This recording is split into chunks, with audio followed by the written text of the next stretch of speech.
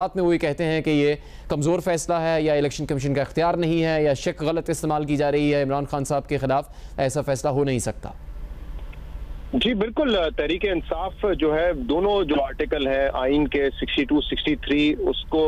Endorse करते हुए आए इमरान खान साहब, ये बात करते आए कि ये जरूरी है। और जब उनके मुखालफिन इस पर डिस्क्वालीफाई हुए, चाहे वो यूसुफ रजा गिलानी साहब आर्टिकल 63 के हवाले से डिस्क्वालीफाई हुए या फिर नवाज शरीफ आर्टिकल 62(1)(f) के तहत उनको डिक्लेयर किया गया कि वो सादिक और अमीन नहीं है, उसको तो ऑब्वियसली इमरान खान साहब ने अप्रिशिएट किया। लेकिन ये हर तरफ है। अभी आपने मरीम नवाज साहब का ट्वीट बताया जिसमें वो कह रहे हैं कि पहले डिक्लेयर्ड सादिक और पहले डिक्लेयर्ड चोर साबित हुए इमरान खान, तो जाहिर सी बात है जब उनके अपने पार्टी के सदर या वालिद साहब जब वो डिस्क्वालीफाई हुए थे उनको बुरा लगा था, इमरान खान की डिस्क्वालिफिकेशन को वो दुरुस्त समझेंगी। तो मेरे ख्याल से ये तो सियासत में इसी तरह चलता है और दुनिया भर में यही होता रहता है। लेकिन जुनैद, जो इम्पोर्टेंट बात यह है कि अब जब तफसीलात आएंगी, ये इम्पोर्टेंट है कि क्या डिस्क्वालिफिकेशन उनकी 62(1)(f) के तहत है या फिर जिस तरीके से अभी जियो पे टिकट चल रहे हैं 63P। तो जो 63P है वो तो ये कहता है disqualification for the time being, और अगर ये disqualification for the time being है तो इसका मतलब ये है कि इमरान खान फौरी तौर पे जो अपनी मियां वाली सीट है जिसका इस्तीफा उन्होंने दे दिया लेकिन इस्तीफा कबूल नहीं हुआ है, वो उससे तो डी सीट हो जाएंगे, लेकिन उसके बाद वो फिर एलिजिबल होंगे इलेक्शन लड़ने के लिए भी। और इनफैक्ट वो तो अभी 7 सीटों पे जीते हुए भी हैं, इनफैक्ट 6 सीटों पे जीते हुए भी हैं वो, तो वहां से भी अगर कभी वो पार्लियामेंट में वापस आने का सोचते हैं तो किसी एक सीट से हल्फ ले सकते हैं अगर 63P के तहत उन्हें डिस्क्वालीफाई किया गया है, क्योंकि 63P जो है वो कहता है disqualify for the time being. तो ये पढ़ के तो वैसे कानूनदान मुनीफ साहब ज्यादा बेहतर बता सकते हैं, लेकिन पढ़ के तो ये लगता है कि ये इस टर्म की जो उनके पास इस सीट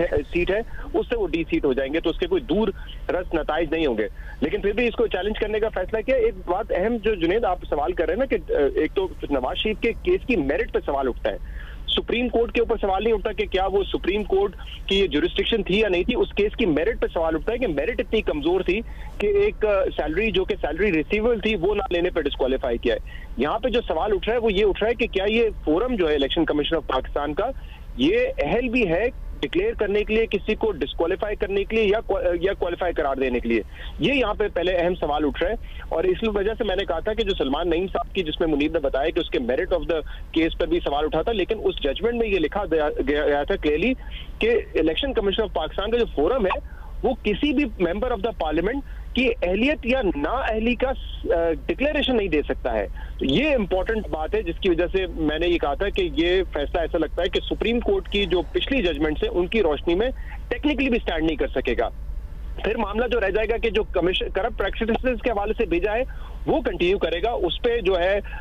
जो कोर्ट होगा वो ट्रायल होगा, तो वहां पे इमरान खान को जो है उनको उसके हवाले से जो इलेक्शन कमीशन का फैसला है वहां पे वो ट्रायल में उनको साबित करना पड़ेगा, मनी ट्रेल साबित करनी पड़ेगी ये बताने के लिए कि कोई करप्ट प्रैक्टिस उन्होंने की है या नहीं की है, तो वो तो स्टैंड करेगा। पर ये डिस्क्वालिफिकेशन वाला, क्योंकि सुप्रीम कोर्ट इतना क्लियरली कह चुका है कि इलेक्शन कमीशन ऑफ पाकिस्तान के पास ये इख्तियार नहीं है, वहां पे मुझे लगता है कि ये स्टैंड करना बड़ा मुश्किल हो जाएगा फैसला। तो शाजिद साहब, इस वक्त फौरी तौर पर असरात क्या हो सकते हैं मुल्क की सूरत हाल पर? अगर एक तरफ तो इस्लामाबाद हाई कोर्ट में चैलेंज करने का ऐलान कर रही है तहरीक इंसाफ, जो कि एक सही कानूनी रास्ता